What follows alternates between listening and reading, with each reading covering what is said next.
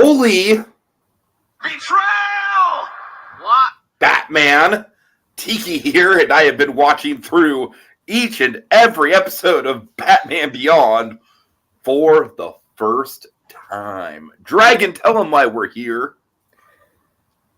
Well, you see, folks, long ago I made a vow to educate Tiki in the ways of Batman the Animated Series, serving as a spirit guide to Gotham in a way, but that was the past, and we must now enter the Batman's future.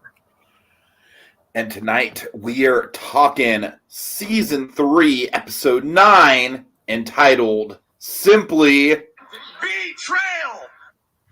Betrayal. Yes, indeed, Betrayal.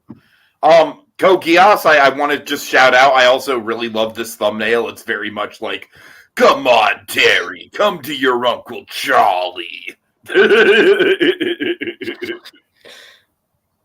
Alright, anyways, Dragon, yeah, we're talking Betrayal. So, Dragon, as you know, I really, really liked the first big-time episode.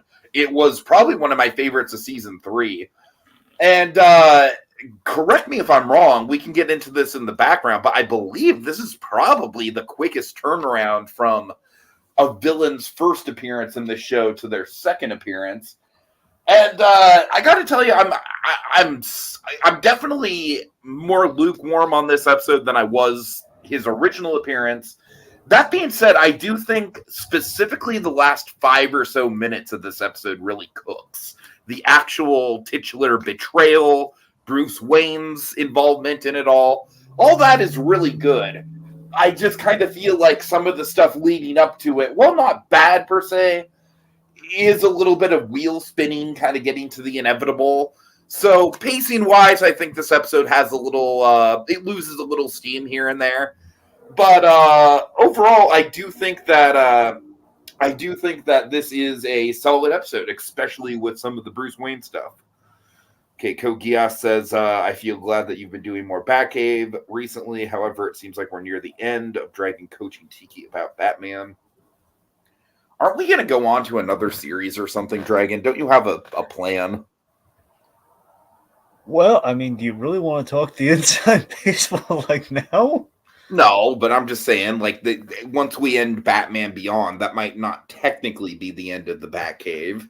I mean, look, if you want to do more, we can, but I mean, it's more of like kind of like you needed the know about the DCAU Batman, Tiki, which has kind of been the goal of the show. I mean, beyond that, so we're pretty much done. All right. Well, but I'm saying there's need and then there's desire. I mean, that's the thing. If you want to go past that, you can. I'm just saying but you absolutely needed to see the DCAU Batman, which is necessitated this. Everything else is like, So, Little Blue, I'll go ahead and address that, the fact that we're doing 2 Batcaves in a row.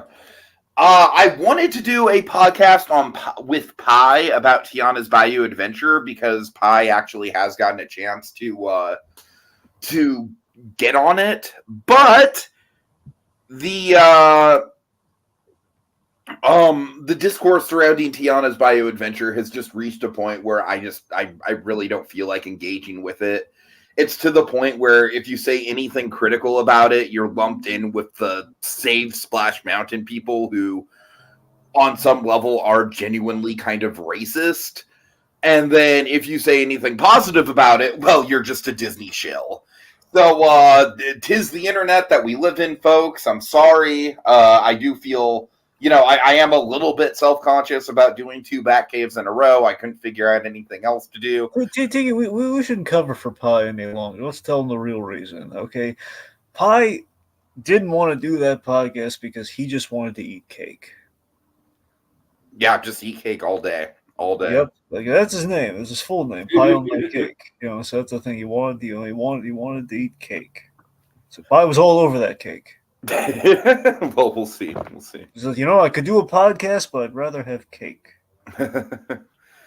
Coke, yes, we probably likely will cover Cape Crusader. I don't know if we'll do every episode as it I airs. was going to discuss it with my associate here, but we'll have to figure that out. I mean, that's probably going to be the logical next step for the Batcave branding, I would imagine. Anyways, Dragon. Yeah. So yeah, I'm a little bit more lukewarm on this episode compared to the original big time episode. But like I said, I certainly think the last 5 minutes or so definitely kind of like kicks into high gear. So it's an episode with a slow build, but a really good payoff. All right, a little context, little background, not a whole lot, but just a little. So this was directed by Kyung Won Lim. Now this guy did, Kyung did, Where's Terry and Payback. Two really good episodes. I like Payback. I love Where's Terry. Uh-huh. It's the big Bruce Wayne Max episode. The writers that worked on this. We had the great, we had Stan Berkowitz, the Burke, aka writer from Burke, the man who did Last Resort and April Moon, two very solid episodes, along with Bob Goodman. Better Call Bob. Yes, that's right. Better Bob Call Goodman. Bob, yes. That's what they say every time they make the new season. They made the new season of Better Call Saul. You know what time it is, Vince? Tell me, Peter. Better Call Bob. So we can come back and make a new season. Anyway, yes, Bob Goodman did Payback as well. So it's kind of a reunion for him and the director. And Big Time, he did the initial. He came up with the idea for Big Time, so it's appropriate that he see him off. Nice. Studio worked on this. Tiki, audience, you'll never guess in a million years. I'm going to be more shocked by this than Terry was shocked by the titular betrayal in this episode, Dragon. More accurately, you wouldn't believe this, in 50 years. It's cocoa. Yes, that cocoa, not the delicious beverage. Cocoa. And a little bit of everyone's favorite, the Coca-Cola of the overseas studios, Dong Yang. Yep. Okay, so this episode bears some resemblance, some strong parallels thematically to, as you can imagine, Two-Face. But interesting, like Two-Face, you had the introduction episode of Two-Face, and then we kind of had a proper full Two-Face episode in return with Second Chance, which I think, like this episode, no one ever talks about. I love the episode Second Chance. No one else ever talks about it. And similar to that, I feel Betrayal is one that no one ever talks about, Batman Beyond, with their Two-Face allegory. Mm-hmm. So it's kind of funny how that works, because this is very much like a successor to Second Chance, and we very much dig thematically into that. Yeah, I mean, definitely by far the best elements of this episode are the Bruce Wayne side of things, and I think I can really appreciate that. And it's not one of my favorite episodes of Batman Beyond, but it certainly has its place, and it certainly has its moments. Right. Well, yeah, and I emphasize the Second Chance because Second Chance was essentially the Two-Face reform episode where we almost cured Two-Face. We almost fixed his face that episode. Right. We have that whole trippy thing where the big bad Harv was very much an internal struggle. Yeah, and that's the thing. So with that also was very. So again, it's the idea of Bruce Wayne making a genuine. We said a lot about Bruce Wayne Harvey Dent's friendship in that episode, and I think we're kind of shadowing that here. We had a guest star this episode, the wonderful John Polito, very recognizable character actor who coincidentally was his character, the Major, was modeled after him. So if you saw a resemblance, that's the guy. He's done tons of guest character roles and kind of bit parts and a whole bunch of stuff. You've seen him in Big Eyes, you've seen him all over the place. You've seen him. I think a lot of people remember him in an episode of Seinfeld. He played the building super, the landlord of Jerry's building when Kramer wanted to save Newman from getting thrown out of the building because Newman was sleeping around with John Polito's character's wife. And basically, Jerry had to wear this fur coat pretending to be a fancy man. Anyway, but yeah, so John Cleese's really good actor. He was a character actor in the sense of he had that really distinctive look, and he could do like accents and stuff. But he had like his verbs like had this really iconic mustache, which you can see with the Major. Again, Major looks just like him. And the big thing in relation to Batman that John Polito did was he was Commissioner Loeb in the Batman Year One animated movie. Oh, nice, nice. Also, they kind of used him a little bit here and there, like he reprised the role of Loeb very briefly in Arkham Origins, which is an underrated game, which we've talked about. Anyway, last thing. Speaking of last Barbara Gordon appearance in the Oh, DCU. really? Oh, wow. Last time we see her. That's bittersweet, I gotta say. But we gave her in the brief time that she has in this episode. Gave her some pretty cool stuff to do. I mean, she has some good moments here, but I kind of wish that there would have been a little bit more finality to the appearance. I don't know. Well, there's a reason for that, and we'll get there. But Okay. we'll get there until a couple episodes from now. All right. Interesting. Let's do it. Okay, so yeah, let's see. The episode starts. It starts mid-action scene, right? Yeah. Yeah, it's an armored truck heist, which admittedly we do a lot of those in season 3 of Batman Beyond. Yeah. That's kind of one of the reasons why when the episode started for a while, I was just kind of like, okay, we're really going through the motions here, aren't we? It's very funny in Batman the Animated Series. We all throughout we have mob scenes within warehouses and docks. That's kind of that's the mob go to. In Batman Beyond, it's like armored truck heist all the time. Anyway, so we have. Well, I feel like the reason for that is that you can do a bunch of you could use a bunch of different like futuristic technology to pull off the heists. Yeah, it's always about how cleverly they pull off the heist. Right? Oh, look at Ink. Look how she does her stuff.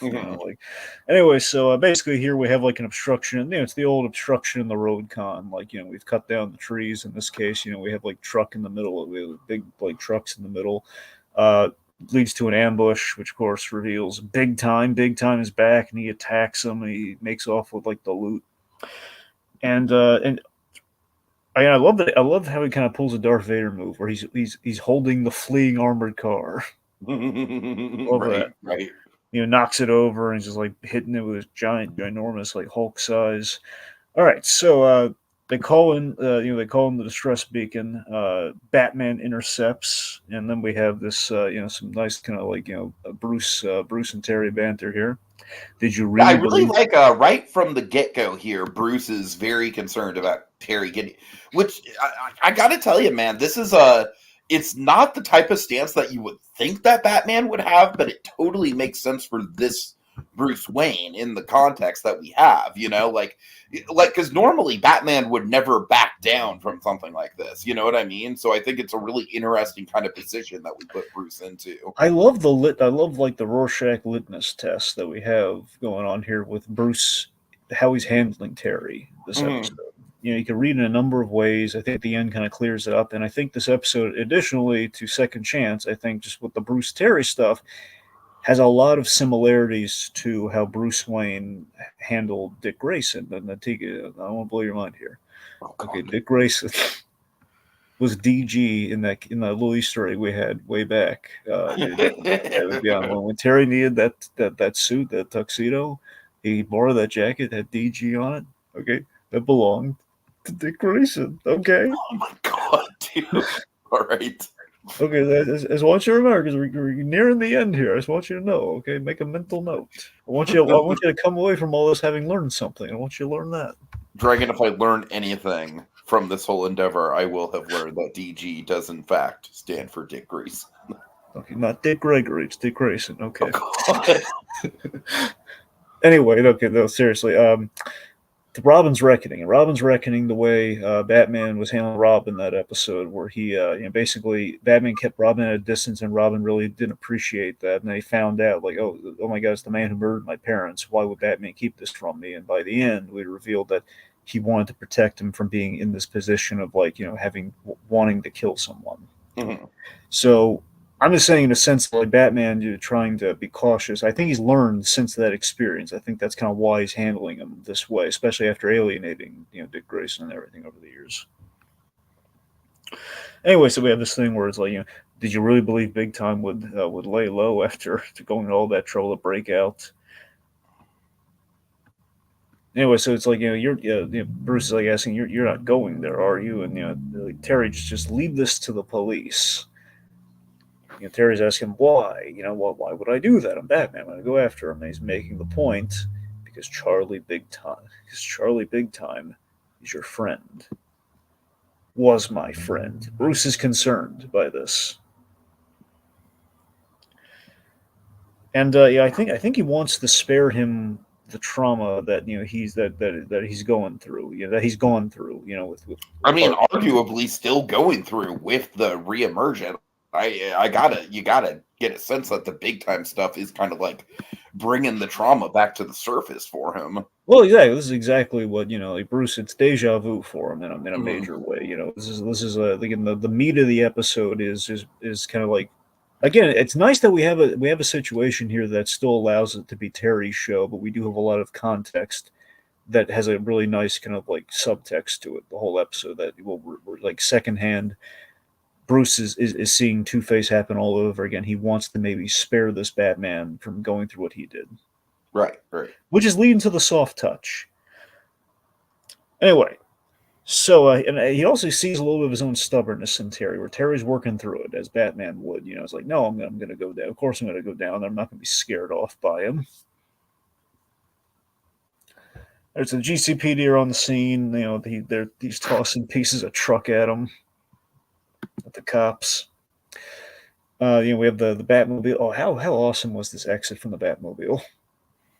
Yeah, it was pretty cool for sure. I just love he's like launched out of there and kicked them all in one move. That's so cool.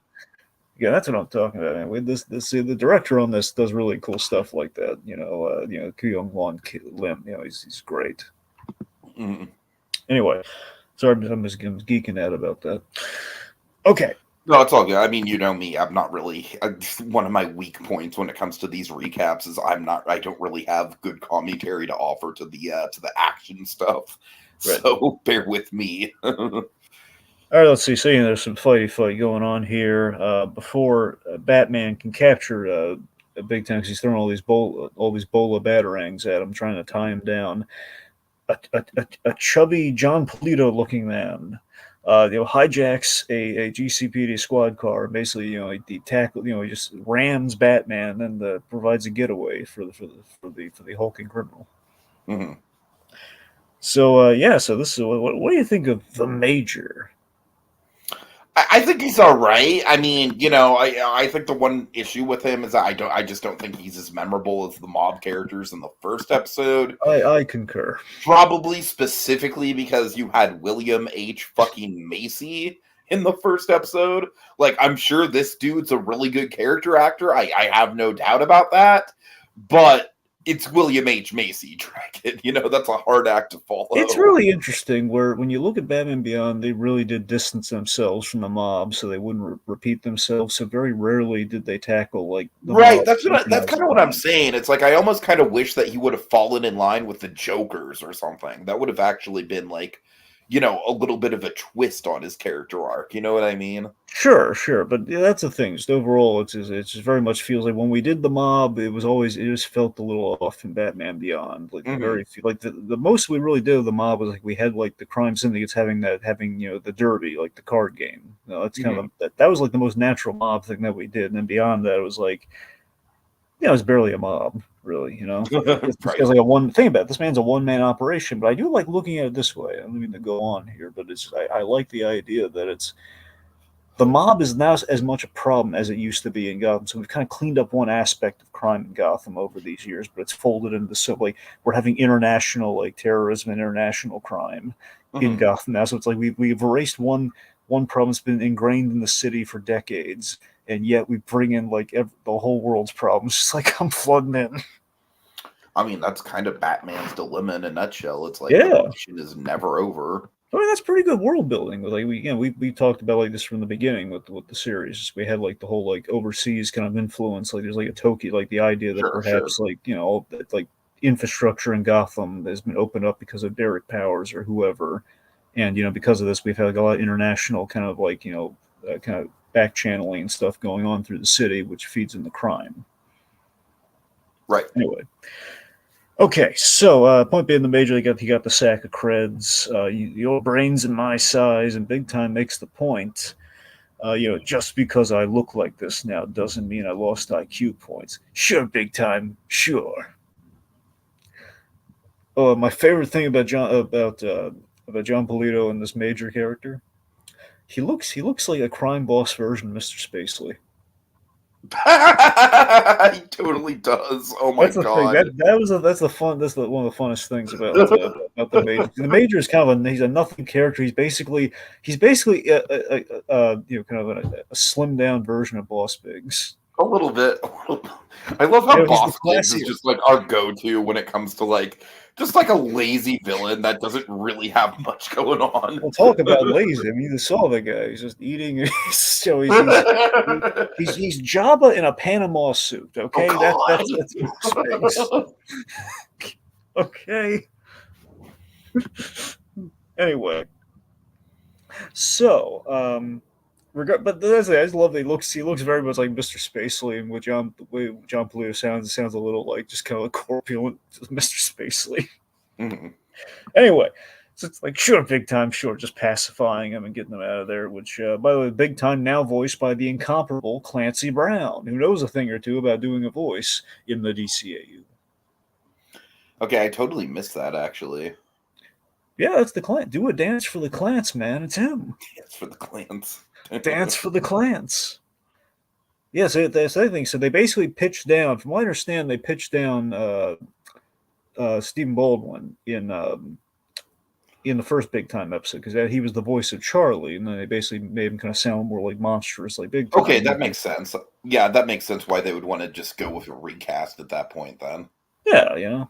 Mm-hmm. Plus, someone's gonna be able to like keep that going like naturally in his voice. Also, I'm just gonna throw this out there now, just so it's out of my system. As you know, I am watching through It's Always Sunny in Philadelphia. Uh-huh. So I'm not gonna lie, Dragon. Every time the name Charlie came up, I was picturing like like a Charlie Kelly scenario, just with Big Time, just like Terry, we're crab people now. Okay, actually, since you bring up It's Always Sunny, I just remembered something. Yeah. I don't think you've gotten to it yet, but in It's Always Sunny, I mean, you might by season 4, I don't know, but I forget when he was introduced. But in It's Always Sunny, Frank has there's a supporting character, like a contact. I don't know if it's Frank's brother or just someone or like an old friend of Frank's, but John Polito. Yeah, I have not gotten to that yet, but yeah, that's cool. Yep, they got him in there. Okay. Come on, Charlie. Come on, Terry. Huff some glue with me. You haven't gotten to the rum ham yet, right? No, I have not gone to the rum ham. The most memorable recent episode that I got to was The Gang Buys a Boat. Oh god. Which has the whole like implication thing. Yeah. So there's one there's one clip I would love to show you, but I don't know. You have a long ways. There was like the most recent season. It's going to be forever before you see I it. got a long way to go, especially because as far as I know, I'm kind of like after season 6, I'm kind of going out of the golden age. Yeah. From what I've heard. Anyway, so we're in the back cave. We're doing a little debrief in the back cave. And I really love this. I don't know. This is just a really nice line. I just like the way it sounds. It's not like necessarily a great Conroy, but it's just like this is a well-worn Conroy. I would say it's fair to say the great Conroy comes at the end. Yeah, it does. I'm just saying this is kind of. I like the way he says this. So he's like, "Got away, huh?" Right. And I do like how Terry gets. This is a little bit of a raw, unstoppable moment in its own right. Like, I know what you're thinking. You don't even have to say it. Yep. I could totally see him having that same kind of argument with Kim, right? Yep. KP, I know what you're saying. Exactly. Yeah. Anyway, maybe we should just fucking do a Kim Possible block after this. That would not be opposed to that idea. I mean, it's not like I'm blind to Kim Possible, but I certainly haven't seen all of it. Anyways. So, let's see. So, but again, I love this. Like, Bruce Wayne isn't. Bruce Wayne, of course, he's very understanding here. I love that, But again, I like you can read it both ways. It's very perennial here. Where Terry projects his own doubts onto Bruce here, saying, you think I didn't give everything I could in taking him down because we used to be friends. And Bruce says, I never said that. He says, like, you didn't have to, and he storms off. Now, T, how do you read this scene? I mean, I think Terry's pretty much like, I think that he is, he's kind of grappling with the fact that he knows that this is probably gonna be an issue, but he doesn't want to just stand down about it. Yeah. I mean, I think Bruce is being genuine. I think he's not really. I don't think he's trying to get on Terry's case here. I don't think he's trying. Well, to I think Bruce is trying to treat it with as much grace as he can, given the circumstances. Given the end, I really do think that Bruce actually is being sympathetic before he's being, like he's trying to like teach him a lesson. He's not trying to teach him a lesson. He's just like. No, I definitely don't think Bruce is in like stern father mode at all in this episode. I think the whole episode he's kind of like, like you said, he's kind of like just in that sort of deja vu. Like he does not. The main thing he's focused on is that he doesn't want Terry to experience the pain that he felt with Harvey back in the day. Yeah. Which again, Bruce doesn't like talking about that sort of stuff, so Terry doesn't really know that he's really gone through this before, like this much. Like I don't know. I mean, I think Terry's looked into the other villains. He's seen the Two-Face mannequin and everything, but I don't know. It's you never know how much like Bruce has told him about the villains. We know he never told him about the Joker until Return of the Joker. So anyway. Let's see. So he storms off. We see the Major. He's building an empire. He's building a criminal network. So that's the idea of the Major business. That he is. So he can resist. So the Major again. He's kind of the idea is like kind of like a smart mobster who's trying to build a mob in Gotham, which again is interesting for world building capacity. I never really considered until getting into the episode at this moment, but it's like he might be. The mob is kind of untapped potential in Gotham right now, where usually it's like people have contacts. If you want to be an upstart, I mean, in theory, you could build it because there's not really a lot of competition right now. So, I think that's what it's literally like the if you build it, they will come philosophy. Pretty much, yeah. So, anyway, Charlie feels sidelined here as being the muscle that's giving him all this. You said we were going to be partners. Yep, and he's bringing up, like, you're bringing your friend, you're bringing all your friends and making all the decisions. This is, it's like this partnership's like the husband and the wife, which is such a weird comparison from the user. They both don't wash the dishes. One cooks, one washes. But I got a brain, and it's a good one, I'm sure. But it needs more seasoning. Give it time. So he basically tells them to give it time, and eventually, they'll go. And also with the Two-Face comparison, it's kind of funny. The Harley Quinn animated series, season 2, back when it was good, kids. The Harley Quinn animated series, season 2, they have this thing where Two-Face is misleading Bane, so it's a little similar to this. It's like the old Two-Face. He's basically telling like a very simpering Bane, like, hey, it's okay. Look, look.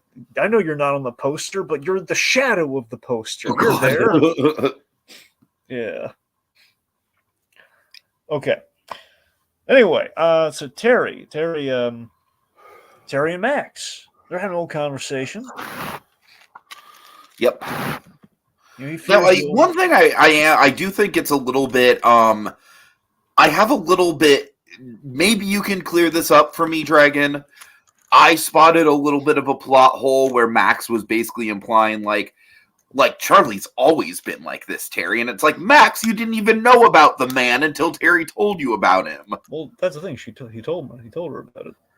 Okay, yeah, but I'm saying like I don't know. She kind of comes at it like she knows him from past experience. I don't know. That line was a little bit clunky. I see your based on what we know from the last episode. Taking it face value, I agree with you, but you have to imagine between episodes after this, they probably talked about it.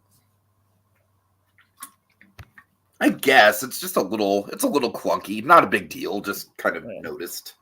Right, we'll go Anyways, I do want to point out some Kogias comments really quick here.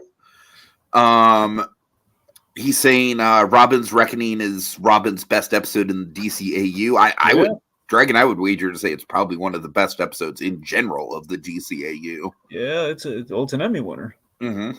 Well, Egg Baby was an Emmy winner, Dragon. Well, no. Egg Baby was an Emmy nominee. Oh, okay. Let's see. The Jetsons does take place in this future, so Mr. Spacely could exist in Batman Beyond. Yeah, indeed.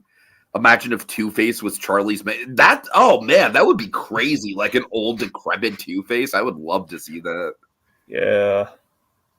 Anyways. That would be cool. It would be completely too easy, but it'd be cool. Was Richard Mall still around back then in the 2000s? Yeah, he was. Richard Mall's around. He passed away like relatively recently, so you know. Right. Yeah. Remember, he did. And he popped up once on a very important episode, Brave and Bold. He's been around. That was way after this. Gotcha. So yeah, he's. Yeah, I don't know. Maybe a little bit of a missed opportunity. It is a little bit low hanging fruit, but still. Anyways. So they have to engineer a whole thing conveniently. You know, Two-Face seeks out this guy. He has a similar origin story to me. Right. I feel that. Yeah. The only reason I'm interacting with this guy because he looks like me. Oh, God. Dragon, don't you mean me? Finster to herself. No, I was thinking to keep it on brand with the Batman here. I was thinking Mario. I was thinking Mario Falcone. You know, with the whole she loves me. Oh God! Oh my God! That's a deep cut. Deep cut. Oh man, she loves me. All right. In that respect, I really wish we could have actually used those thumbnails. We had him like picking flowers. Right. This is before we actually put him on the episodes themselves, as we talked about him. So. Oh, fucking ridiculous! Yeah. Anyway. Yeah. Yep. Okay. Anyway, so they're talking here. Max is lending some sympathy there, trying to assuade Terry, because he basically blames himself because he thinks he turned into this because of his involvement in things, because he couldn't get him in time, return him in time. Anyway, so as she reassures him, she says now is outside, matches is inside. Terry gets kidnapped despite his best efforts to fight these guys off. He loses the backpack. And, one of the few times we see Batman, either Terry or Bruce, get like straight up overpowered. Yeah, and it's a lot of guys. He doesn't have the suit, which I think is a good workaround to that. Yeah, that's the thing. Is again, Terry does have a big cheat with the suit a lot of the time. But they do strongly emphasize that he does, in fact, he in fact is not wearing the suit. So, I mean, Terry's a good street brawler, but that said, without that suit, he can only do so much. And we've seen him go up against the Jokers. Jokers have no idea how to fight. But these guys, these are kind of like big street guys who, not even street guys. These are essentially like, I guess in this case, pseudo mob guys. But kind of like Yakuza adjacent, maybe. Maybe. Anyways, point being, it's a lot of them. He's kind of caught off guard. He's not really like head on a swivel like like Bruce would be in this kind of situation. Plus, Bruce, the same thing might happen to Bruce because Bruce has to play along. He would have to get kidnapped. If he doesn't want to get kidnapped, he'd probably have to get kidnapped. Anyway, so Max. She has the suit, and she's frantic, and she's calling Bruce Wayne. It's a great scene here. Like, again, these two interacting, so rarely do they do. He's like, Max, like, oh, but I did everything I could. Max. It's really fun. It's really fun. Did he have the suit with him? He dropped it. I have it here. He says, I'll be right over. And there's this great. She pulls the mask out of the bag, and we cut to like Bruce kind of pausing for a second, hits the button. Don't even think about putting it on. I would say that's a great Conroy contender, but like it's up there. The stuff at the end is definitely the most memorable stuff. Barring the ending, that would be the line. Yeah. So again, we have essentially kind of an equivalent of a next time baby kind of moment. Right, exactly. For Max, like, I'm gonna get my costume. Where's my spin-off? I would be so down for that, honestly. They'll call it Batgirl to the Max. That's what they'll call it. Oh God. Which would be very ironic, given that Max would not take it, and Max would get rid of any Batgirl. Oh, All right, let's not even. Oh, so Yeah. frustrating. Anyways, That's why it was canceled before it was even conceived. Okay. So Terry's at the Major's penthouse. He's been blindfolded there, and it turns out it was a friendly kidnapping. right. Hey, buddy! Essentially, this pose that we have here, roughly, Essentially, yes. just like TT. Oh my god, Hey. I still kind of hate that TT nickname. Also, it's kind of what you call an ant sometimes. True. Hey, that's what Captain America calls his aunt. Well, that's what Sam Wilson, Captain America, calls his aunt. It's TT. Oh god. Anyway, so it's a reunion with Charlie. He's like, well, this is what you call a reunion? This is like, what, you want me to just come over and knock on your front door? All right, so we ask if he's asking if he's seen any doctors, if he's actually taken any steps to helping his condition, like while he's been released, and Charlie's trying to sell Terry on the life of criminality here through nostalgia. Mm-hmm. He'll show like a Price is Right showcase of this is everything we want as kids. Oh my god. We got food, we got And babes, you can win a brand new car, Terry, and a European cruise. Yep, and there's Wayne Brady's for another game show. He's going to offer you the big box. Is Wayne Brady gonna have to choke a bitch, Terry? Yep. All right. Anyway, so but he's offering him food. He's offering him babes. He's offering him video games. Terry, smart enough to turn all of that down. So basically, he's making the offer: be my partner in this. I need someone I can He's trust. basically offering the same stuff that like the fucking Shredder offered all those kids who joined the Foot Clan in the live action Ninja Turtles movie. Exactly. Which, to be fair, would have been the age Terry would have been back then to join the Foot Clan. And to be fair, that was an awesome hideout. And if I was a teenager being offered that shit, I probably would have gone for it. Really? You would work for the Shredder? Dragon, I'm a sucker for cool hideouts, man. I'm a sucker for cool spaces. But he's mugging people. Oh, God, anyways. Anyway. Okay, I apologize for my colleague's hypothetical criminal exploits, by the way. Anyway, so he makes him the offer of being a partner, and then Terry, very smartly, just calls him out on it right here. Charlie, you're not doing me a favor, you're doing yourself a favor. Uh-huh. That's the come on, Terry, you know the real me. That's the trouble, Charlie. I do know the real you, and then Charlie doesn't like this one bit. Wild card, bitches. Yep, just throw that gas everywhere, yeah. Wild card! Oh, God.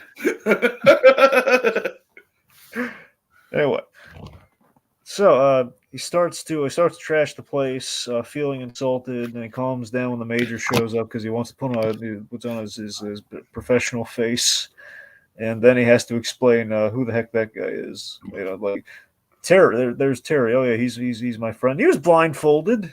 It's okay. So then Terry makes a getaway, which makes everyone ask, "Where's Terry?" Yes, indeed. That's a different episode. I'm kidding. Anyway, so while they're bickering, Terry makes his escape, and it's up to Big Time. He's told to fix this. So we have some slick and practical escape moves by Terry. And I love that the detail. They're shooting him from long distances, like along the way, like they're trying to nab him before he goes. Mm-hmm. So Big Time catches up to him. He's cornered him in an alley. He's throwing him around. Big moment. He has Terry. Terry's kind of like on the ropes here, no bat suit. He's kind of a goner here, and Big Time, he can't do it. He can't kill his friend. I don't care if Major kills me. I can't do it. So there's a little bit of good, at least it would seem. There's a little bit of good. I got to admit, Dragon, you know what? At this point in the episode, I was literally thinking to myself, but where's the betrayal? Where's the betrayal?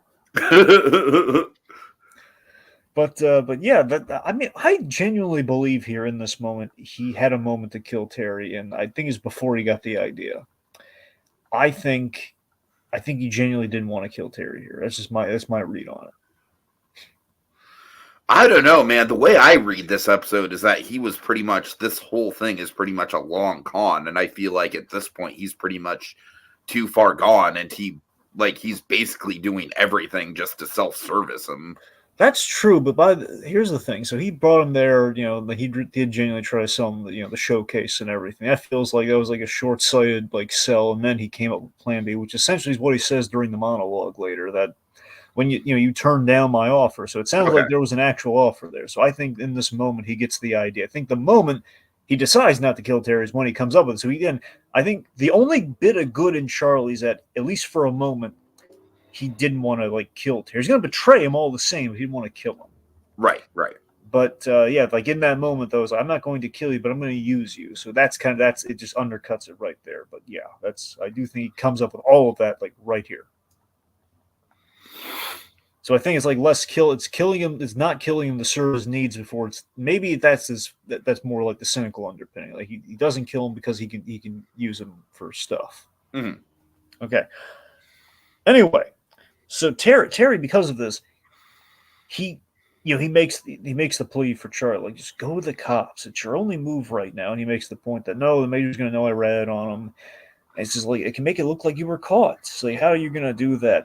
I Bruce Wayne knows the commissioner. We can make it look like you got caught, but then I'll be in jail. You were expecting a medal? I do like that line from Terry. That's kind of Terry's equivalent of a Great Conroy line this episode, I think. There you go. Yeah. And so Terry insists, like, look, they'll go light on you. And plus, while that's happening, the doctors will work on a cure for you.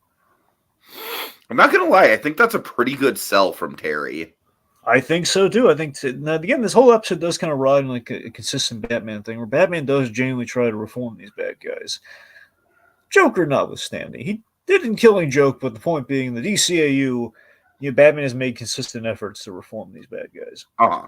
And every time it's so close, but it just doesn't take. And we've shown progressively, Terry just doesn't. He's never really quite made the sell on talking down the bad guys, which Batman has been able to do in the past.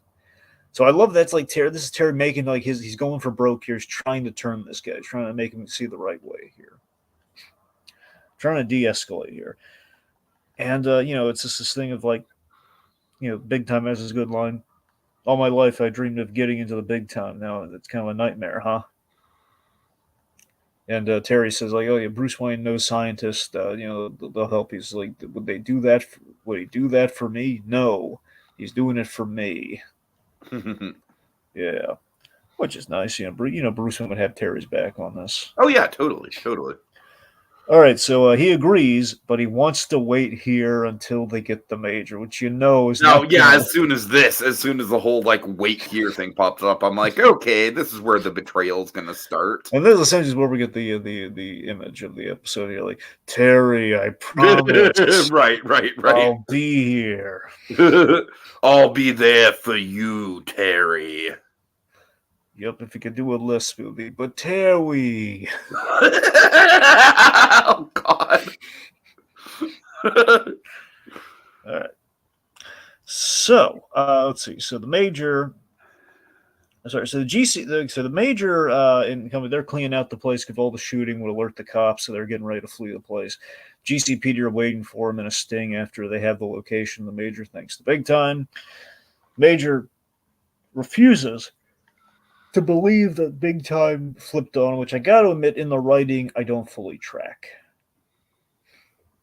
Yeah, I don't either. Honestly, I think everything with the major is kind of a little haphazard as far as in the writing. It feels like a leap so we could have Charlie's speech at the end make sense. That's kind of what it feels like. It feels like, okay, so the major is like, he's, for everything that Charlie reveals, for his Kaiser Soze moment to make sense. Right.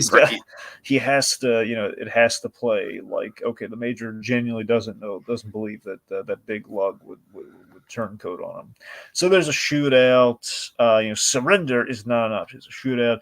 The major is getting away. Then again, in our last moments here, Babs with a she big is very cool. Like, I mean, I love how she has a cool action beat at the end. But again, I kind of feel like we needed at least some sort of emotional payoff to her character, and I kind of feel unsatisfied that we did not get that. Yeah, it's unfortunate. But it's really funny too, considering like I think her presence was probably like the thing I was most worried about in this series, given obviously the whole shipping of it all. Mhm. But no, I feel like through and through, like now I guess that we can kind of like eulogize her entire screen time here. I feel like she was a good addition, and I almost kind of wish she was used more in this series. I mean, I do too. And again, there's reasons we'll get into it. The essentially what is the last episode, not our last episode, but the last episode. Which essentially cut things a little short. But let's just say, I like this moment in that it's less her as Barbara Gordon, more her as Commissioner. It's it's kind of a send off to Commissioner Gordon, kind of in a sense. I don't know. I kind of like the idea. Shows up, she knocks out the bag of the big honking blackjack, and then she's just kind of there, like supporting, like supporting a Batman. I'll admit, I'm fully with you again. They did not know this was going to be the last Barbara Gordon moment. If they did, I'm sure they would have given a lot more resonance. Right. If you want to look at it cosmically in the series, again, if you can like retroactively end on Return of the Joker, that's a far better end for Batgirl. Sure. And for Barbara Gordon, because they all the Bat family gets together in that room. That's kind of that's your ending. Which again, a lot of people kind of look at the show that way. So that's kind of the only consolation I can give you there. Fair enough. Anyway, so the point being, it's a nice little moment there. She shows up in the alleyway, knocks him out of this giant like blackjack thing. All right, anyway, so then back to the alley. Barbara's there. Charlie has vanished. Terry's like, why am I surprised? She's putting that a bolt on him, and sadly, that's the last that said, bye, Barbara. Oh, God. I'm sorry. If I were to connect anything to like have it be a little bit relevant, I would say that it's nice that Barbara's there for a moment of like introspection from Terry. Like, yeah, I really should have seen that coming. Mm-hmm. I wish she would have actually had some sort of line, but Yeah, I mean, aside from just putting in an old points bolt, and that's all she said. It's her last line, Mm-hmm. Oh, that's God. Kokias says, imagine if Charlie joined Big Time Rush. Well, that's how he turned it around. A very successful music career. Right. And that's how he hit. You guessed it, the Big Time. All right, let's see. So, okay. So anyway, Charlie is kind of waiting, and Terry kind of comes by, and he runs him. What, did you get cold feet? And this is where the betrayal happens. It's the sad reveal that I never planned on going to the cops. It was a calculated move to get rid of the major. He was planning to get rid of the major the whole time, but he was basically his initial plan was bringing in Terry and other people for his own crew and pushing his guys out over time. But Terry put a kind of a crimp in that when he escaped. There was an opportunity. He could basically do it all now, thanks to this whole basically tipping off the cops with no one thinking it's him. And now since he was the major's partner, he gets all the major's guys from all over the city. So what about the cure, Charlie?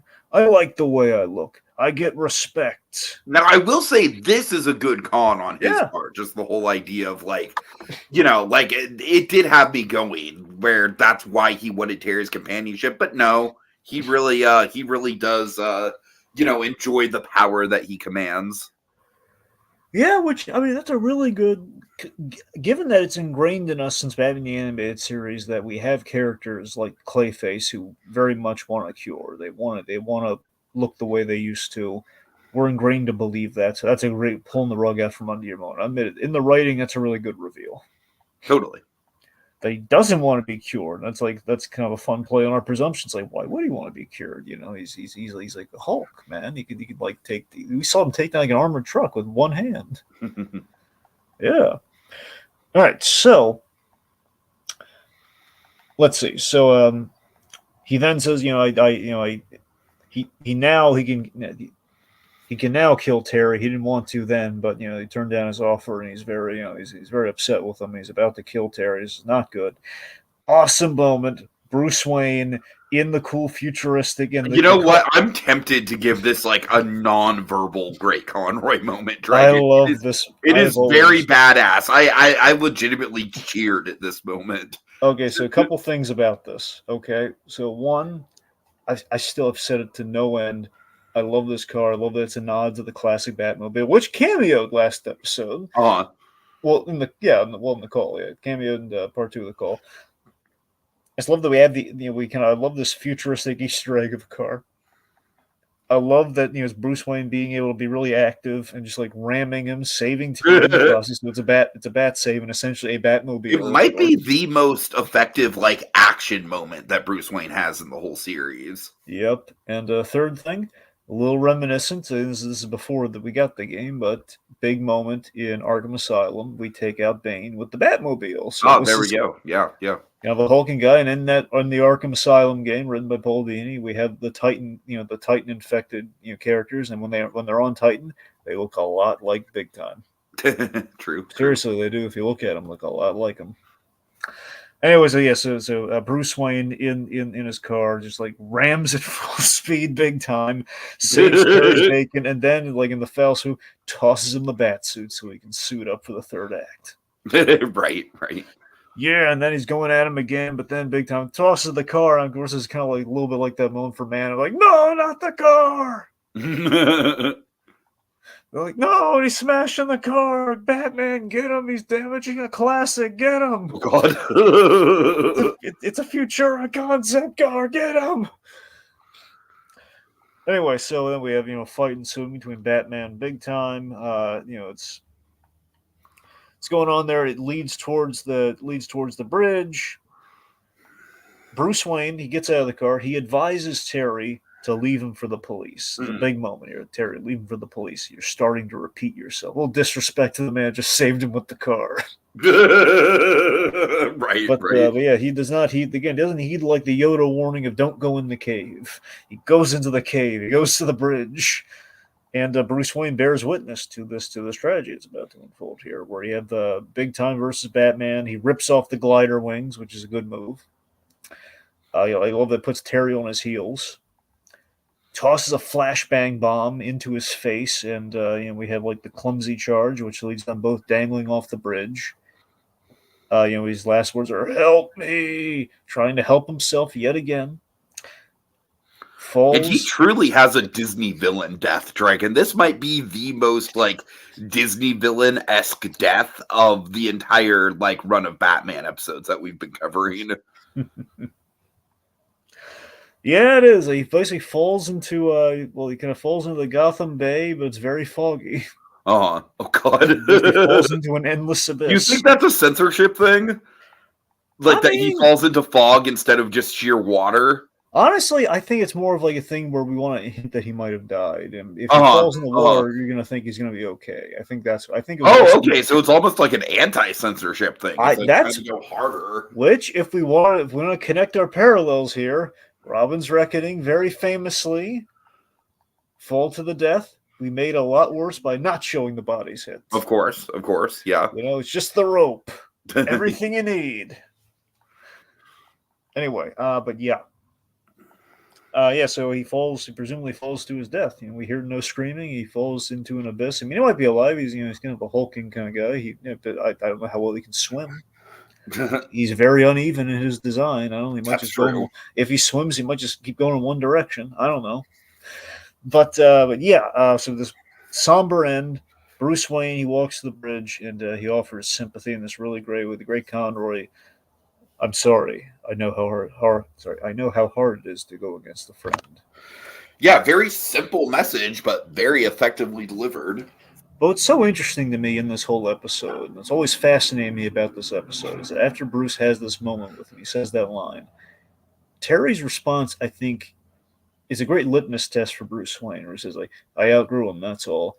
I think Bruce Wayne respects Terry for being able to divorce himself from his friend and his guilt by the end of this. I think he's impressed with Terry, and it's a way that I don't think Bruce ever got over Two-Face. At the very least, not for years since his retirement did he really get over all the stuff that happened with Dent. Totally. And again, I'm sure people out there have different opinions about like when maybe like during the whole Judge thing and the New Adventures, that's when there was a bit of a disconnect there. But wherever you want to draw that line, it took him a while to get there, and it took Terry a lot less longer to get to that point. I think it's interesting. I think it shows character. I'm not saying like Bruce like cheering and applauding for him, but I think he kind of respects that. And it's like, there's grit to this kid. Uh-huh. All right. Great. So that's about it, right? Yeah. Okay. So yeah, like I said, Dragon, I really think the strength of this episode really kind of like comes down to the last 5 minutes or so, but it's a really good last 5 minutes. We already kind of established the Major, kind of a joke of a villain. There's a little bit too much fighty fight for my taste. It's certainly not as memorable as the first big time episode. It's still pretty solid, though, and it's definitely, if anything else, it's got some really great Bruce Wayne stuff in it, which, we both live for. So, yeah, worthy endeavor. Yep, again, I always view it as an underrated one. Again, doesn't necessarily hold up super well, except for those, as Tiki's kind of echoed, the Bruce Wayne and Terry scenes. Again, the whole Two-Face kind of, the Two-Face parallels, I think, really carried the episode.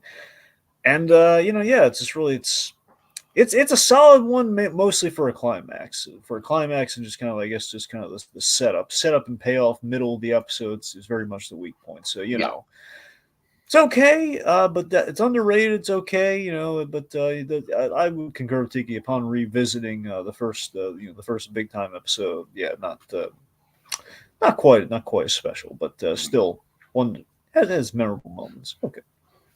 And as Little Blue points out, we only have 4 episodes left. We'll probably, I don't want to make promises here. What?